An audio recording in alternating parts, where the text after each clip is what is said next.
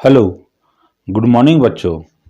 आज आप सभी को हमारा channel BK creative knowledge academy में आप सभी बच्चों का फिर से स्वागत है। बच्चों, आज हम आपको इस क्लास में कोशिका के बारे में बताने वाले हैं।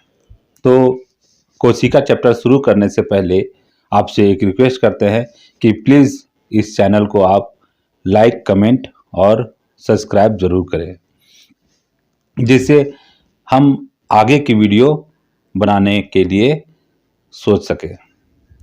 तो बच्चों, आपको आपके प्रश्न को हम इस कोशिका चैप्टर में आसानी से रखेंगे, जिससे आपको चैप्टर पढ़ने में और समझने में किसी तरह का कोई परेशानी ना हो। और बच्चों, ये ध्यान रखिए कि चैप्टर पढ़ने से ज़्यादा इम्पोर्टेंट होता है चैप्टर को समझना। चैप्टर समझने से आपको याद करने में बहुत ही आसानी होगा और लंबे समय तक इसका याद भी रख सकते हैं। तो सामान्य रूप से हम लोग शुरू करने वाले हैं। चलिए देखते हैं। कोशिका, जिसको हम लोग कहते हैं सेल, कोशिका क्या है, कोशिका कहाँ होता है, इसके बारे में हम लोग जानकारी लेते हैं। हम लोग देखते हैं कि जितने भी विभिन्न विभिन्न प्रकार के जीव जंतु पाए जाते हैं, यह कोई जीव जंतु छोटा होता है, कोई जीव जंतु इतना बड़ा होता है कि हमें आसानी से दिख जाता है। कुछ सजीव सूक्ष्म जीव इतने छोटे होते हैं कि उन्हें देखने के लिए हमें सूक्ष्मदर्शी का उपयोग करना पड़ता है। ये सभी सूक्ष्म जीवों का शरीर, विशालकाय जीवों का शरीर निर्मित कैसे होता है, इसके बारे में हम लोग जानेंगे। इन सभी जीवों का शरीर निर्मित करने का एक छोटा छोटा कारकों से होता है ना। ये छोटा जो कारक है उसे हम लोग छोटे छोटे इकाइयों में हम लोग देखते हैं। यह इकाई जो होता है वह कोशिका से निर्मित होता है। चाहे छोटी जीव हो, चाहे बड़ा विशालकाय जीव हो, जैसे हाथी हो गया, जिराफ हो गया, जैसे अमीबा हो गया, ये सब छोटा छोटा जो जीव हैं, यह जीव कोशिका से निर्मित होता है। एक कोशिका, किसी किसी में एक कोशिका होता है, किसी में बहुत सारा कोशिका होता है। अब आया अक्सर कि जो चींटी होता है, क्या उसमें बहुत सारा कोशिका होता है कि एक ही कोशिका होता है? और जो हाथी होता है वह बहुत सारा कोशिकाओं का संग्रह होता है या एक ही होता है? तो हम लोग देखते हैं कि चींटी हो या हाथी हो, उन सभी के शरीर का निर्माण छोटी छोटी कोशिकाओं से हुआ। कोशिका का मतलब ये नहीं है कि छोटा सा आकार, हम लोग जो देख सकते हैं वो एक कोशिका है। कोशिका अत्यंत सूक्ष्म इकाई है, जिसको हम लोग देखने के लिए माइक्रोस्कोप का उपयोग करते हैं। माइक्रोस्कोप एक ऐसा यंत्र होता है जो छोटे से छोटे कणों को वो बड़ा करके वो दिखाता है। उसे सूक्ष्म दर्शी कहते हैं, जिसमें छोटे छोटे सूक्ष्म जीवों का हम लोग अध्ययन कर सकते हैं। अब आया कि कोशिका, तो कोशिका क्या है सर? कोशिका का सामान्य हम लोग समझेंगे कि कोशिका को कहते हैं जीवन की मूलभूत संरचनात्मक एवं क्रियात्मक इकाई को कोशिका कहते हैं। यही आपका डेफिनेशन में लिखे कि कोशिका जीवन की मूलभूत संरचनात्मक एवं क्रियात्मक इकाई को कोशिका कहते हैं। कोशिका की खोज सन 1665 ईस्वी में हुआ।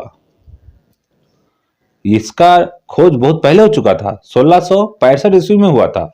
और इसके खोजने वाले हैं, इसका खोज रॉबर्ट हुक ने किया।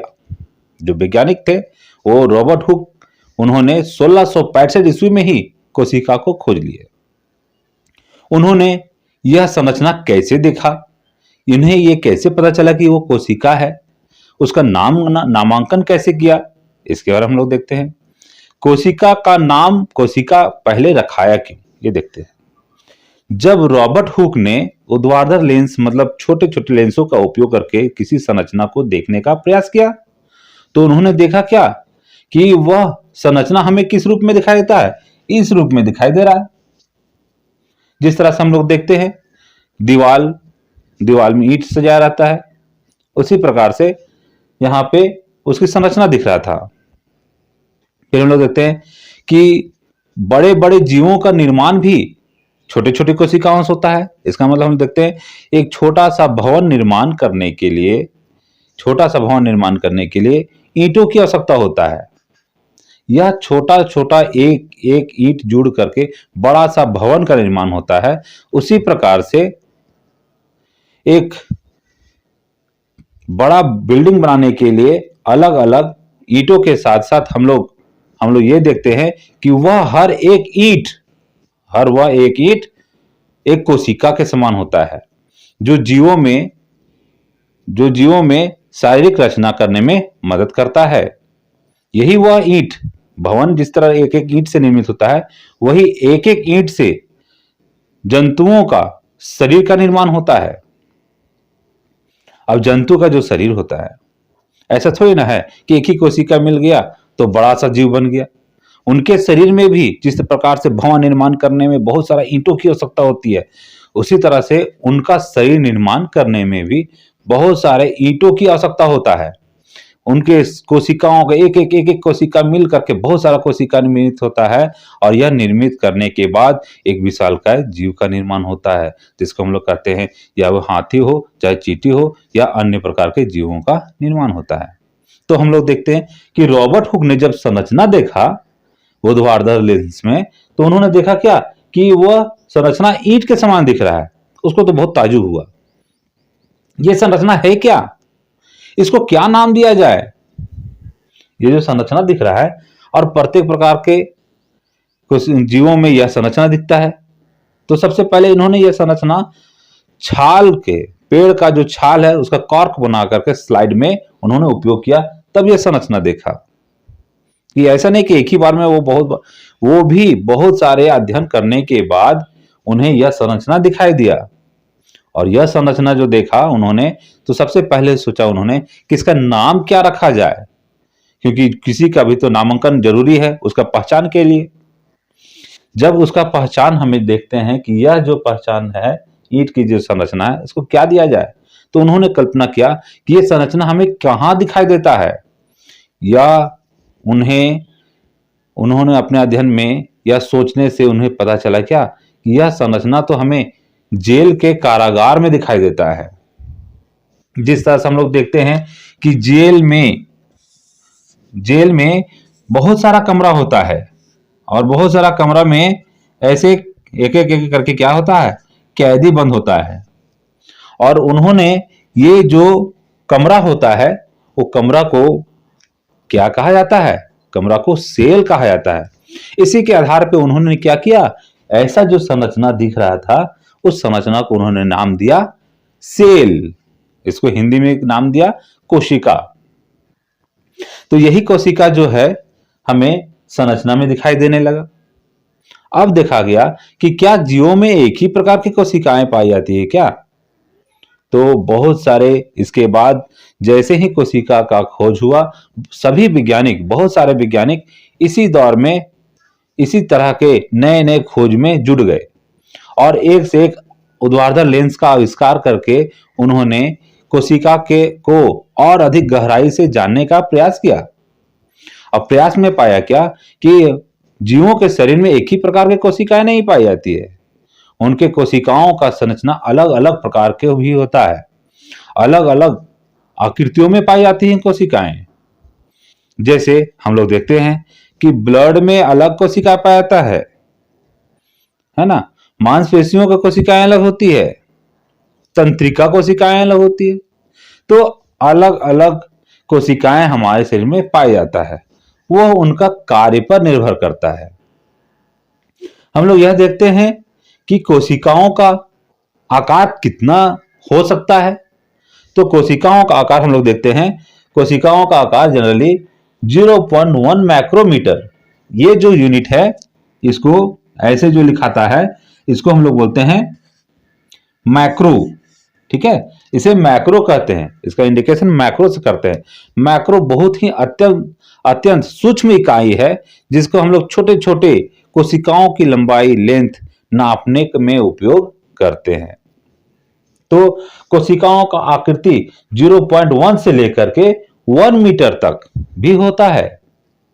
यह जो कोशिका है, ये कोशिका जनरली जो देखा गया तो वो उन्हें पता नहीं था संरचना क्या है, लेकिन जब ऊर्ध्वाधर लेंस से जब इकाई को नापा गया लगभग तो देखा गया 0.1 से माइक्रोमीटर से लेकर के 1 मीटर तक है।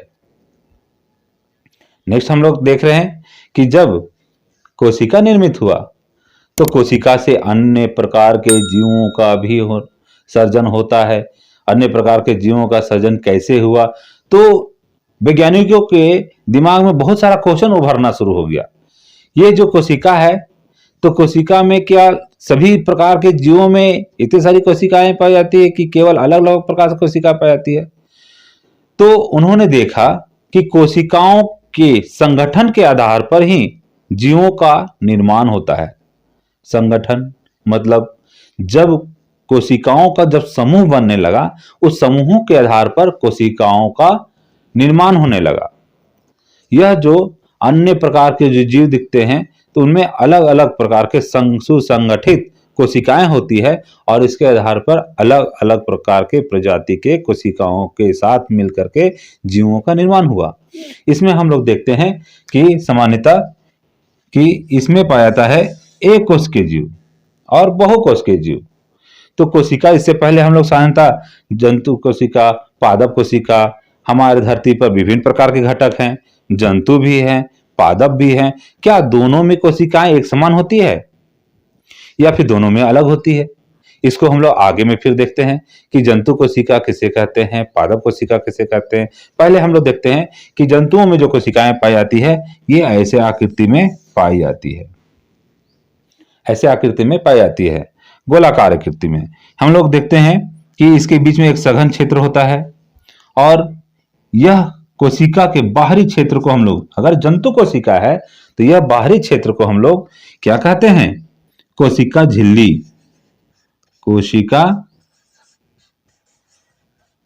कोशिका झिल्ली कहते हैं।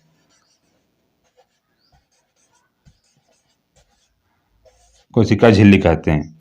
और जहां अंदर में सघन भाग पाया जाता है, सघन भाग, यह भाग को नाम दिया केंद्रक।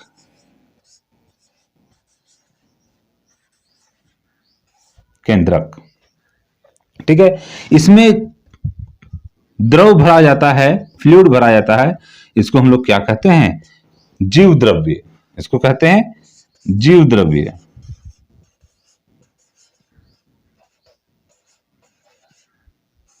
इसे जीव द्रव्य कहते हैं। तो इस तरह से हमें कोशिकाओं का संरचना देखने को मिला और यह संरचना हमें अलग अलग कोशिकाओं में, अलग अलग जीवों में, यह कोशिकाओं के संगठन से विभिन्न प्रकार के जीवों का निर्माण होना प्रारंभ हो गया। इसके बाद हम लोग देखते हैं कि कोशिकाएं किस प्रकार के हमें दिखाई देती है। तो हम लोग देखते हैं ब्लड में अलग प्रकार के कोशिकाएं थे, गोलाकार आकृति में पाया जाता है। पेशी में लंबाकार ऐसे आकृति में दिखाई देता है। तंत्रिका कोशिका जो होती है, तो तंत्रिका कोशिका देखिएगा संरचना, ऐसी संरचनाएं होती है ना। यह ऐसे, ये है तंत्रिका कोशिका जिसको न्यूरॉन्स भी कहते हैं, है ना, है ना। ये है न्यूरॉन्स, ये तंत्रिका कोशिकाएं होती है। इसकी एक बात और है कि अगर कोई पूछा जाए कि मनुष्य के शरीर में सबसे बड़ी कोशिकाओं का नाम बताएं, तो सबसे बड़ी कोशिका का नाम क्या होगा? तंत्रिका कोशिका, जो हमारे शरीर में सबसे बड़ी कोशिकाएं होती है, और सबसे बड़ी कोशिका का नाम है तंत्रिका कोशिका। अब हम लोग आगे देखते हैं। देखिए बच्चों, अब हम लोग कोशिकाओं को उनकी संख्या के आधार पर, जीव जंतुओं को उनकी संख्या के आधार पर हम लोग विभाजित करते हैं। हम लोग देखते हैं कि कोशिकाओं की संख्या, है ना, कोशिकाओं की संख्या पर के आधार पे हम लोग जंतुओं का वर्गीकरण करते हैं। हम लोग देखेंगे, छठा क्लास में भी हम लोग देख चुके थे कि अमीबा एक कोश के जीव है, उनके शरीर में कैसे वो भोजन को ग्रहण करता है, कैसे वह उनका विभाजन होता है, कैसे वे प्रजनन करते हैं, तो हम लोग ये छठी क्लास में देखे हैं।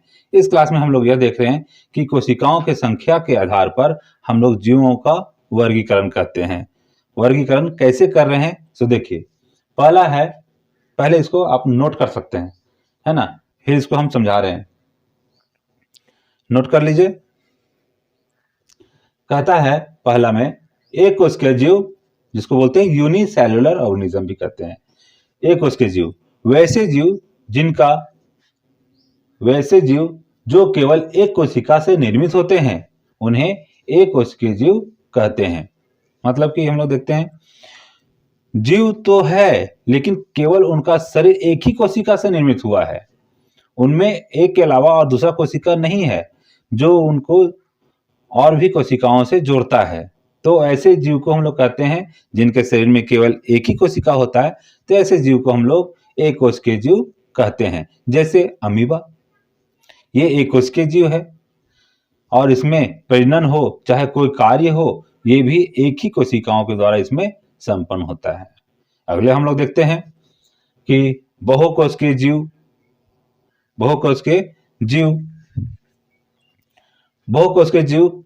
किसे कहते हैं, ये क्वेश्चन आएगा कि बहुकोशिकीय जीव जिसको बोलते हैं मल्टी सेलुलर ऑर्गेनिज्म, वैसे जीव जिनका शरीर का निर्माण बहुत सारी कोशिकाओं से मिलकर बना होता है ना, जिनका शरीर का निर्माण बहुत सारी कोशिकाएं आपस में मिल करके बनती हैं और उससे एक जीव का निर्माण होता है, तो उसे हम लोग कहते हैं बहुकोशिकीय जीव। बहुकोशिकीय जीव का जैसे उदाहरण हम लोग देखते हैं, मनुष्य हो गया, पशु पक्षी हो गया, पेड़ पौधा हो गया और एक्सेट्रा इत्यादि बहुत सारा जो कोशिकाएं हैं, जो जीव हैं, जो बहुत सारी कोशिकाओं से मिलके बने होते हैं। तो संख्याओं के आधार पे हम लोग जीवों का वर्गीकरण कर लिए कि एक कोशिका जीव जिसके शरीर का निर्माण केवल एक ही कोशिका से हुआ है, एक कोशिकीय जीव कहते हैं। और बहुकोशिकीय जीव वैसे जीव जिनका शरीर का निर्माण बहुत सारे कोशिकाओं से मिलकर हुआ है, वैसे जीव को हम लोग बहुकोशिकीय जीव कहते हैं। जैसे मनुष्य, पशु पक्षी, पेड़ पौधे इत्यादि।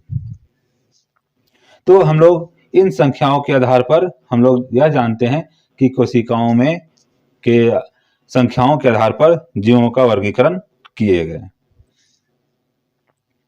अब हम लोग देखते हैं, यह एक कोशिका है, बहुकोशिका है। हमारे शरीर में कोशिका तो निर्मित हुआ है। अब एक कोशिका से बहुत सारे कोशिकाओं जुड़ते चले जाएंगे, एक कोशिका से जुड़ता चला जाएगा, तो ये होता क्या है, इसके बाद वो करते क्या है, एक कोशिका आपस में जुड़ करके एक समूह बनाना शुरू कर देता है। बहुत सारी कोशिकाएं आपस में जब एक समूह में मिल करके कार्य करता है एक समान, तो ऐसे इस प्रकार के समूह को हम लोग कहते हैं उत्तक। इसके बाद कोशिकाओं के बाद उत्तक का निर्माण करते हैं। तो उत्तक का डेफिनेशन हो जाएगा, कोशिकाओं के समूह को उत्तक कहते हैं, या फिर हम लोग कह सकते हैं कोशिकाओं को वह समूह जो एक प्रकार का ही कार्य करता है, समूह में मिलकर एक प्रकार कार्य करता है, ऐसे समूह वाले कोशिकाओं को हम लोग उत्तक कहते हैं। उत्तक का मतलब हम लोग देखते हैं कि कोशिकाएं केवल एक में नहीं काम करेगा, बहुत सारी कोशिकाएं आपस में जुड़ करके एक समूह बनाता है। जैसे हम लोग गांव में देखते हैं, गांव में टोला मोहल्ला मिल करके, एक मोहल्ला दूसरा मोहल्ला मिल करके क्या बनाता है, एक पंचायत बनाता है। और यह पंचायत जुड़ करके क्या बनाता है, एक समूह बनाता है, और यह समूह को हम लोग कहते हैं पंचायत। और इसे हम लोग कह सकते हैं कि उत्तक कहते हैं। यह जो उत्तक होता है, हमारे समाज से लेकर के हम लोग जहां भी कार्य करते हैं वहां भी इसी प्रकार से हम लोग उत्तक के बारे में समझ सकते हैं। जैसे स्कूल है, स्कूल में एक छोटा सा कमरा है, उसको हम लोग कहते हैं मान लीजिए कोशिका, और बहुत सारे कमरे आपस में मिल करके एक समूह संगठन का निर्माण करता है।